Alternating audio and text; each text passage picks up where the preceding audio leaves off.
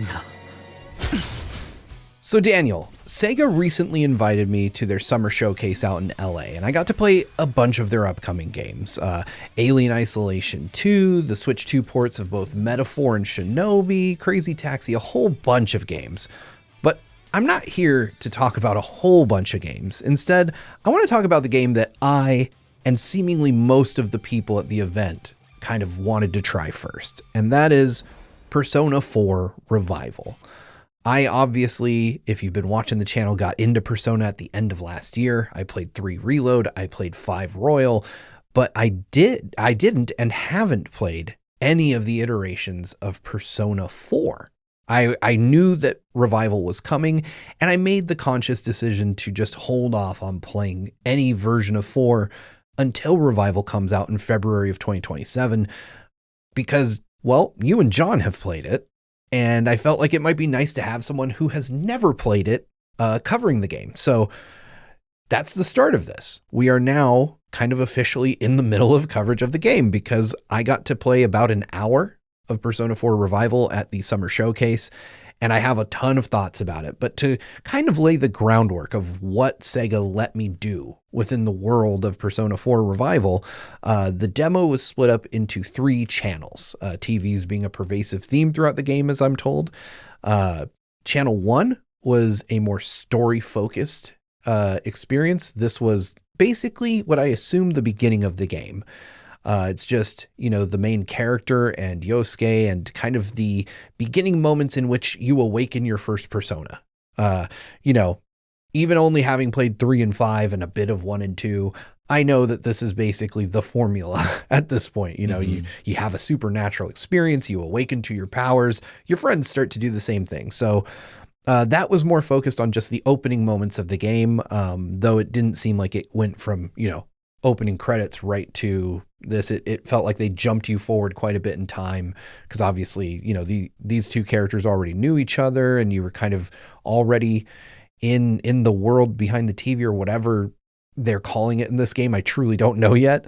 And then channel 2 was a more combat focused demo in which you're in a palace and you are running through, fighting shadows, and this is where in this channel, and I don't know again how far this is into the game, but I assume fairly early, you meet Chie and you get to recruit her into your party. And then finally, a 3rd channel. And this was Sega basically told us we could quote unquote do whatever we want during this time. We could explore Inaba, we could go around town, we could form social links, we could go to the Velvet Room. But they were also very heavy-handed in saying, like, maybe you should go to this one specific part of the map and do this one specific thing, which was to go into a palace and fight your way through, which is what I chose to do, because there are what I understand to be some new mechanics in there, like the primetime mechanic, which Sega was very keen to show off. And I have to say, first impressions coming through this is that I was just blown away. As somebody who has really gotten into the series recently, just kind of seeing how well Persona 4 Revival captures Soejima's art style. It feels like they've just refined the technology even further since 3 Reload. It just looks fantastic. And that's really at first blush the thing I was falling in love with, like the modern UI design, the way the character models look, how sharp they are on screen, how much they feel evocative of, the fairly prolific art that we see from the series. Just really, really arresting visual stuff here. Yeah, Persona 3 and 4, they went through a transformation once they had their remakes done, because after Persona 5 pretty much established a very dynamic art style that they would carry throughout more of their games, even beyond Persona. Metaphor has a very dynamic art style as well in its own aesthetic. But Persona 4 Revival is also continuing that trend, and I got to see some of the clips that you also were experiencing as well. So yeah, you did fairly early in the game.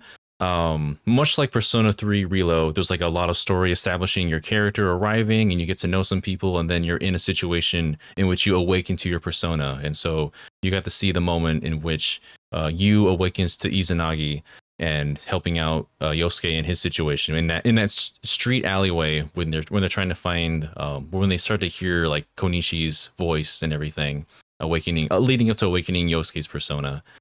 And yeah, that portion there, I still vividly remember like playing this on the PS2 way back in the day, and to just see it as it is now is crazy. Like there's an animated cutscene in which you awaken to Izanagi, and at first it kind of felt like I was watching the same one. Like they looked very similar in their shots and their framework, and then like I saw the big shadow just eating the smaller shadows, and I'm just like, oh, this is a little bit different than what they had. You could see all the slobber on that monster just kind of eyeing up to eat the characters, and that you started to see like how much of a jump they've made from the original leading up to this one, because the in battle animations as well, like everything is just so cleanly done. Anyone that's played Persona 3 Reload or Persona 5 Royal kind of has an idea of how dynamic the art style is presenting itself here.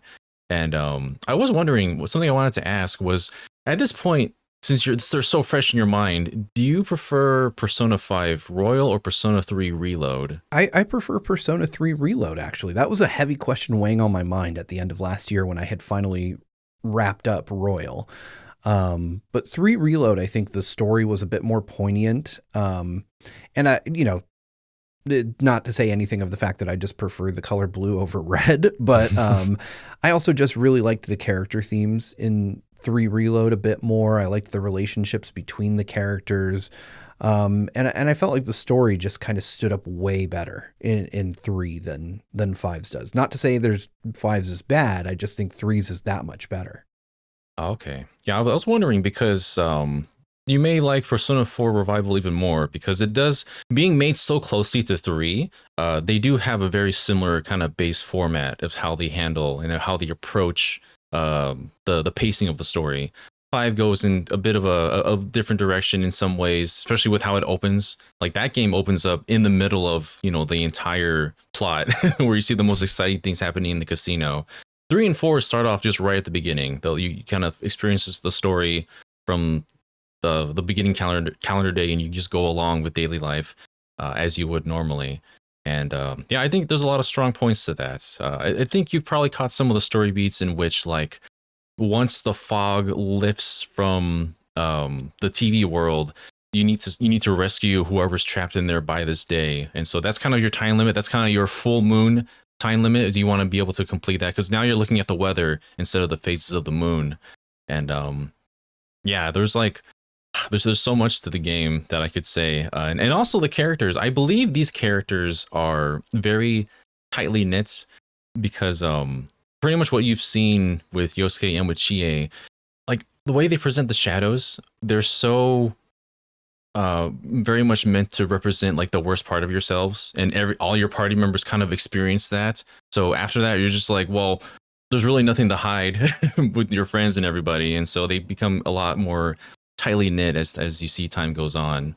But yeah, it's definitely an interesting concept, and something that seems to be, in my limited experience, pervasive throughout the Persona series, is that these characters kind of go on a journey of acceptance, right? They have to accept the parts of themselves they may not be fully willing to recognize at first. And that's something I saw with the 2 characters that I got to really help. I got to see Yosuke awaken to his persona. I got to see Chie awaken to hers. And both of those moments involved them kind of seeing the uglier side of their own hearts, and then accepting that, that was part of who they are, that it wasn't just something that was like an illusion or something meant to disturb them. It was a real reflection of a portion of who they are inside.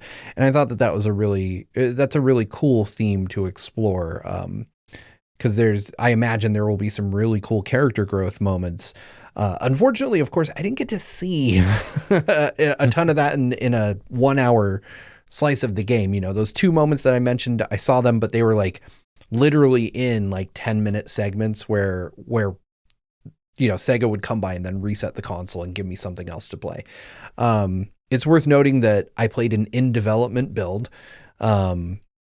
So the footage you're seeing is obviously from a pre-release unfinished version of the game. I still think it looked really fantastic. I played it on an Xbox development kit that I'm told was like meant to mimic a Series X. But when you get there, it's not like it's a Series X. It's like just a random generic looking box with an LCD on the front. So it's not like I could just point to it and be like, haha, I know what that is. But I think it looks really good in its current form. I think that, when I was going through, having played 3 Reload and 5, combat felt very familiar. The whole concept of like, I can chase down a shadow and attack it in the open world and then have that translate to an advantage in combat. All of those things are still there. There are 2 pretty notable changes to combat. And I think I should probably start with this one because I don't believe that it was in the original versions of Persona 4, and that is Prime Time, which I mentioned before. Prime Time, as I understand it, is a new addition to Persona 4 Revival, and it's an interesting one because I feel like it makes Revival potentially more approachable than any other Persona game in history, because I think anybody who's played a Persona game has ended up in the situation where you are fighting a monster and none of your party has anything that the monster is weak against. So you're just kind of stuck hoping that you can make something happen or you have an item or something. But Prime Time is a gauge that you can fill through regular combat actions. Whether you hit a weakness or not, it eventually just kind of fills up like a super meter. And when you engage it, it bypasses your opponent's weaknesses entirely and basically treats every single attack as though you're hitting a weak point.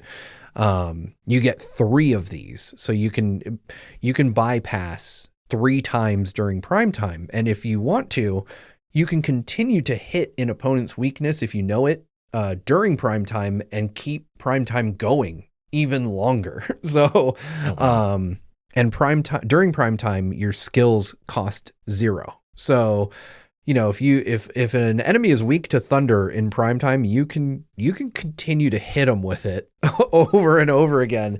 Not infinitely, because obviously, anytime you would have gotten a 1 more, basically you wouldn't burn the Prime Time gauge. If you would have burned through, if you wouldn't have been awarded an extra turn, then you'll use part of the gauge. But then at the end, whichever character took the last action also gets to do a finisher. And so it's just kind of this way to like stack on damage or get yourself out of a tight spot. And I think for some players, they may find that this makes the game a bit too easy. I think experienced players like yourself may find that it lowers the difficulty bar maybe a bit too much. As somebody who's kind of newer, I appreciate that, it's a way to get out of a situation where you might feel like your back is really against the wall. But I do think people who know the ins and outs of every enemy encounter from the previous versions of the game may think that this lowers things a bit too much in favor of the player. Wow, yeah. Just listening to that, all the boons that you get from this, it sounds like it's such a powerful mechanic for even from the early parts of the game all the way through the end of the game. I suppose that is Atlas trying to be a bit more approachable for people who may not be familiar with the series. This will probably be plenty of people's first Persona as well, just experimenting with the series. And so, yeah, bypassing weaknesses though, it's like there are some like sub bosses throughout the game, some like halfway through the palace bosses, in which you are being tested on which elements you're able to counter. Some will nullify, some will counter, some will absorb it. And this just sounds like I'm not going to say a cheap way to bypass it, but it does seem like a very powerful way to do so, especially when they add on the fact that you don't have to use any SB to also execute these attacks. Yeah, that sounds very powerful, especially for like when you find those golden hands. There's some golden hands that will give you a lot of experience or a lot of money if you find them, and they tend to be very dodgy and I'll have a lot of resistances, so it's very hard to get an all-out attack on those. So this sounds like a really very easy way to bypass all of that. But yeah.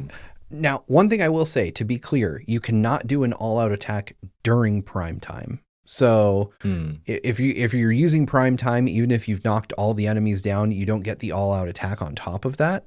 But realistically, like you're able to do so much extra damage that you probably don't need the all out attack. I found it interesting. I didn't think to use it on a gold hand, and I did encounter a few during my time with the game. I don't know why that didn't click for me. Sega told me, and I wish I had kind of like a point of reference on how hard or easy it was to fill the gauge. Sega told me that for the demo, they intentionally like overclocked how much prime time you get so that you could do it whenever you want. Cause every battle it was filling for me. And they said it was like intentionally boosted way up so that cause they really wanted us to try it. And so I was like, okay. And for me, every single battle, I would end up with the gauge full. And so I didn't use it every battle because I felt like that would be really unfair. But they said in the final game, it will be much lower. Like it'll take longer to fill that gauge. So I would assume like every 5 or 6 battles, you might be able to fill it back up and use it once and then have to fight your way back through. So it may make sense to use it very sparingly or wait for those encounters where you know you're going to have a hard time. But yeah, I was very, I think that it's a cool mechanic. There's also send flying, which I did not get to try because it requires you to inflict a status ailment and then hit an enemy. And, I just didn't have any techniques that would inflict an ailment. So I didn't get to actually try that. But the idea is that it would send an enemy flying back, which could then hit other enemies. And I don't know if that's new or not. I think it is new, but yeah, that sounds interesting because that's not something we've seen before. But also in these games, I know status effects aren't exactly the most, like they're not the first thing that you would want to use against an enemy. You probably would want to attack them instead. But if they're giving you a reason to give status effects, that could be an interesting little wrinkle there because now you want to use send flying and potentially cause more damage in the long run by inflicting like fear or poison or burn or something or ice or something. Yeah. Yeah, it's an interesting idea and a way to give you a bit more strategy in your battles. Like if again, another nice way to potentially utilize someone who doesn't have the ability to exploit a weakness. So I think that that's a kind of a cool thing to add. And I like that one a bit more on its face value because it's something where, you know, if you have a party member who just otherwise wouldn't be very helpful, you could have them do that and stack up damage that way. But overall, I have to say, you know, after playing 3 Reload and 5 Royal, 4 Revival feels like, I don't want to say more of the same because it has its own distinct properties, but it feels familiar in a very good way. It feels like I just can't wait to sit down with this in February and just sink another 130 hours into some giant RPG that's going to dominate my life and become another focal obsession for a while. It's rare that I play an RPG in a demo environment and I come away with a positive impression. Having played Persona 4 Revival so far, I just walked away from my 1 hour thinking like, man, I need more of this. You know, they curated this demo, I think, in the best way you could by giving you the options to do things. And I haven't yet touched on everything I did. I did get to visit the Velvet Room in this game, which is a freaking car. Oh yeah, you're in a limo this time. You're not in an elevator or in jail. You're in a limo instead. You get the luxury ride. Yeah, I feel like I'm finally getting some good treatment. Igor's just chilling in the back of like a very blue limousine. And there was a character I met in that limousine who was not a Velvet Room attendant, but also was not necessarily human. I wish I could remember her name. I think you might. You probably saw Marie. She had a hat. I did. Black hair. Yes. Marie with the hat, and she had like a Velvet Room charm, I want to say on the hat or on her skirt or something. And I did get to do a social link event with her and actually like take her on a quote unquote date and show her around Inaba and get meat skewers with her. And she seems very otherworldly in a way that I find somewhat charming. It reminds me a bit of Elizabeth from Persona 3. Right. And she has kind of that quality of just, she doesn't really understand the world that you inhabit and is inquisitive about things in an interesting way. So it was just enough to make me really want to know more about the character. Yeah, Marie is interesting. She was introduced only in Golden, so Marie is a character that you only met and was. It's kind of like Kasumi for Persona 5 Royal. They introduced Marie into Persona 4 Golden as the new character to kind of change up a bit of a story as you go along. And I enjoy all the parts with her. She becomes a really fun social link as you go down the line. Interesting. Okay. Yeah. And I think that that's kind of the key to what I experienced is that it, this is, at least for now, for me, as somebody with 1 hour into the game, it's an experience that I could say if you liked 3 Reload, if you like 5, you're going to find a lot to love here. You're going to have a lot of fun, just meeting a new cast of characters in a new setting, with their own unique personas and powers and intrapersonal relationships, but it's still going to have a lot of that core DNA that exists within Persona, that made people fall in love with it. If you're a new fan, then I think you're going to have a ton that you're going to find here that you're really going to enjoy, because after coming away from it, I still don't understand like the core loop of it, where 5 is a bit more focused on interpersonal relationships and various different palaces, where 3 is focused on climbing your way up that impossibly tall tower and unraveling the mystery that lies beneath there. I would say that 4 kind of gives me the impression that it's a bit more like 5, in that I don't get the sense that there's like a central structure. So I'm not 100% on what I'm going to expect, because that's kind of the part that I missed, is the connective tissue isn't there for me because I didn't get to just finish one and then walk around and find the next thing. And I'm kind of excited to learn more, to be honest. I've got blinders on about Persona 4 now. Now that I've played a bit, I don't want to know anything else until I can sit down with the rest of the game and play it in the comfort of my own home. And I'm probably the best compliment I can give this game. It looks great, it plays great, it feels like Persona. But I'm thinking about the future now. I'm thinking about when you and me and John get to sit down and play through this game, and the 3 of us are going to probably just send each other unhinged messages back and forth about our experiences with this new take on Persona 4. And I'll be curious to see where we land, with a couple of fans who have played through the older games, and me who is intentionally avoiding them, and see really what we think of this when it comes out. And I think if you're a Persona fan, then this is already on your radar. But if you're not, I would urge you to try. I would urge you to pick up, 3 or 5 in this time that you have before February, and give one of those a shot. And if it can get its hooks into you, then you are going to have an amazing time come February. Man, like there's so much about like I saw what portions you played with those at least 2 of the parts, and that definitely doesn't give you enough of a understanding of the world to know why you're doing this in the first place. And now I don't know how much I should say before going into it, because there is connective tissue, there is like a mystery to this game that your crew slowly assembles to try and figure out and get to the bottom of in this sleepy little town of Inaba. I love Inaba. It's very cozy. It's very much a rural area compared to the big city of 3 and 5.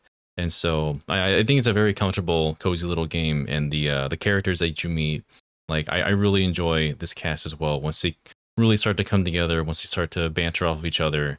One of my favorite casts in like any Persona game or any JRPG I've played in a very long time.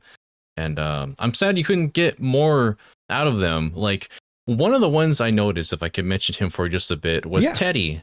Teddy, I remember, like everyone remembers in the previous iterations of Persona 4, he was kind of a high-pitched, squeaky boy, and kind of annoying to some people. But as I've heard from the little bits that I was able to watch, he's a lot softer. He's a lot more like, he doesn't just go shrilling in your ear. Like I didn't get to hear the parts where, bad stuff is happening and he's running for his life or anything.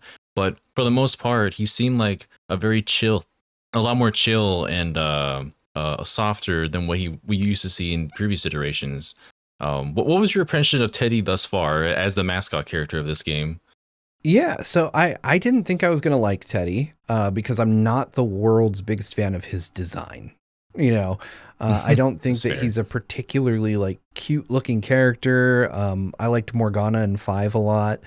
Um, but once I was actually playing and he was talking, because my demos were in English, so I was hearing the American voiceover for this, and I really liked it. I think that Teddy's line delivery is solid. I think that he doesn't go super high pitched even when things are bad. There's a moment where he kind of he calls the main character, he calls you Sensei, and then he just calls Yosuke Yosuke, and they kind of get into it over that like he's calling you Sensei, and Yosuke doesn't get any type of honorable title, and so and the two of them kind of have this back and forth, and I found myself chuckling at it. I think Teddy's really good, actually. I'm excited to see where their relationship kind of goes, because he doesn't come off as like as sassy as Morgana does in 5, but he definitely shows obvious preference to certain characters, and I think that could lead to some pretty funny moments. And I'm wondering, like, I find myself wondering if he's going to end up being like, if he's going to fall in love with one of the characters the same way Morgana did with Anne, so I'll be interested to see where all of that goes. And so far, every character, even though I had a very brief time with them, I really liked. Like, I didn't expect Chie to be kind of like a martial arts badass, and Right. I didn't expect that from her, because she kind of seems more like reserved and nerdy, but she can really kick butt. So I think that there's a lot to explore there, and I'm really excited to learn more about these characters as I get to go hands on with the game some more. Oh yeah, there's so much to discover with these characters. We've very much scratched the surface, and you've got to see something that I really appreciate about this compared to the original is just how expressive they are. Because in the original Persona 4, Persona 4 Golden, they pretty much just have the straight face. It's just a modeled face on them, and they don't have any expressive emoting whatsoever, unless it's like an animated cutscene. But here, they're like, you see every expression in their face, every little furrowing of their brow, especially the shadows. The shadows have like some crazy, like sinister, menacing expressions during those scenes where they're trying to coax the host character to say that you're not me and all of that. And so, yeah, it's gonna bring different feels this time around, and I'm really looking forward to seeing just how much they're able to express this time around, because they've also like really cleaned up like the character portraits as well. Like, I think some people were complaining about how they kind of lost some shading, that they look kind of flat, but I think that kind of leads into like the overall like classic aesthetic from older types of anime, especially when we're having so much of an analog television CRT feel throughout the entire game, from menus to battles themselves. So Yeah, and it's worth noting that when you're in when you're in a palace, right? I think they call it like the world behind the TV or something. It only popped up in text once, so apologies if I'm getting that wrong. It was either the world inside or behind the TV, and there is kind of, I don't know if it's intentional or if it was just a graphical thing I was noticing, but it looked like there was kind of like a soft CRT filter when you were in palaces in 4 revival, and I personally really liked that aesthetic choice, because it made it feel like you were in an analog broadcast, like. And I remember seeing it, and at first I was like, "Oh, the game looks fuzzy," and I was like, "Wait, that is on purpose." So I think it looks really cool. It doesn't, I think that the visual choices here, the menu choices, the music, by the way, incredible stuff. that's also something I wanted to reach out, because you were in Inaba and you probably heard some of the jams in there that I didn't get to hear because I didn't get to see any of those clips. But like, how do you feel about the vibe that the music gives to this compared to the other games? I really dig it. I was rushed in my playthroughs because obviously, these are quite literally on a timer, so like I had a Sega person over my shoulder making sure I wasn't just like going places I shouldn't, chilling and just listening to stuff. So I got to hear some music, but I got to hear it somewhat kind of on the go or sparingly. But there were a couple times where I opened up the menus because I definitely wanted to see them, and they are rad. But Yeah. gosh, there's this one song with vocals to it, and I know it's like a really legendary Persona 4 song, and it has a remix that I believe has already been heard publicly. And I just remember sitting there and taking a moment out of my very rushed time with the game to just listen to that track for a little bit. And I for the life of me, I can't remember its name. I looked it up, and now it's not with me. But Where were you when that was playing? I was in Inaba walking around, but it Oh, was a okay. vocal track, and I can't remember what it was. It's me. If it was sunny, it was probably your affection. And if it it was, was. okay, there you go. There you go. Thank you. I was like, it was funny because I was talking to my daughter about the game, and I had told her that the music was really good, and she's like, "Oh, did you hear Your Affection?" And I had to Google it and then listen to it, and I was like, "Yep, that was the one. I love that song." So good. It's such a it's got a soundtrack that I think has huge potential to be my favorite, because I think right now, though I prefer three's story, I prefer five's soundtrack, and four could topple that for me. I feel like four could topple the soundtrack quite possibly, but I'll have to see.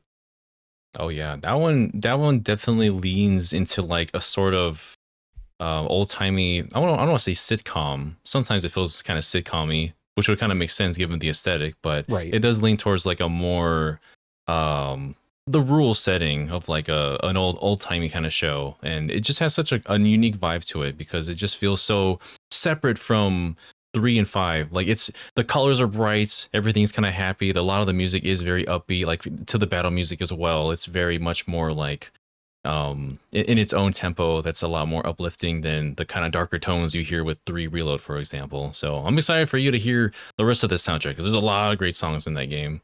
Me too. I'm not kidding. You know, when I said at the end of last year, when I finished 3 and 5, and I remember they announced 4, I was like, oh, that's really high up on my list of games to play now. And obviously we're in a year with some pretty big anticipated titles coming down the pike. For me personally, GTA 6 is a pretty highly anticipated game. We've got the Zelda Ocarina of Time remake, and I would put 4 Revival up there with those kind of, you know, uh, moment defining games. I feel like 4 Revival is going to be, it currently is my most anticipated game of 2027. Um, and I just feel like there's a real strong shot that I could be talking about next year's game of the year for me already. I think that 4 Revival has loads of potential. They're clearly on the right track development wise. I think that they continue to show improvement in their technology, in their visuals, in the way that they translate Persona's rather unique art style into 3D, which is something that is exceptionally difficult with anime style games. But you know, Atlas seems to continue to knock that out of the park. I can't think of another game where the actual in-game assets are so close to the on paper art that they create. Just an exceptional display of talent and technical prowess, and just an RPG that I think is going to be exceptionally gripping for lots of people who play it. I can't say enough good things about what I saw and played in 4 Revival, and I just can't wait to play more. Absolutely. That art style of more modern day Persona definitely helped inspire the kind of art style that I used and kind of apply to this very channel. And so it's been very transformative for me, just experiencing all of this, using it and kind of adapting it to the things that I do on a daily basis. And so, yeah, seeing that further evolve with Persona 5, Persona 4, I'm going to get all my numbers in R letters, well, R, Revival, Reload, Royal all mixed up at this point. But for P4R is something I'm very much looking forward to as well. And I can't wait for us to do a whole group discussion / review for it in the future. Yeah, and you know, that's probably where I'm going to leave it for now. I'm cautiously optimistic, or maybe not even so cautiously any longer. Persona 4 Revival is high on my list of games to check out next year, and stay tuned. We'll have plenty more on it when we can, whenever that is. Thanks to Sega for letting me come check it out, along with all their other games. But we'll have more on Persona 4 Revival as we get closer to its release. Stay tuned for me, Daniel, John, and whoever else wants to join us talking about that if and when we can. We're going to thank you guys right now so much for watching. Please subscribe to GVG to be the first to know when we have more to say about this upcoming game. Ring that notification bell to be among the first to get that information. And if you'd like to, head over to patreon.com/gvgaming to find out more about how you can support the channel. But until next time, folks, bye. Till we meet again. Nothing. Am I right? After all, I'm still you! Shut up! Whoever you think you are. Don't say it, Satanaka! Whoever you think you are, you're not me!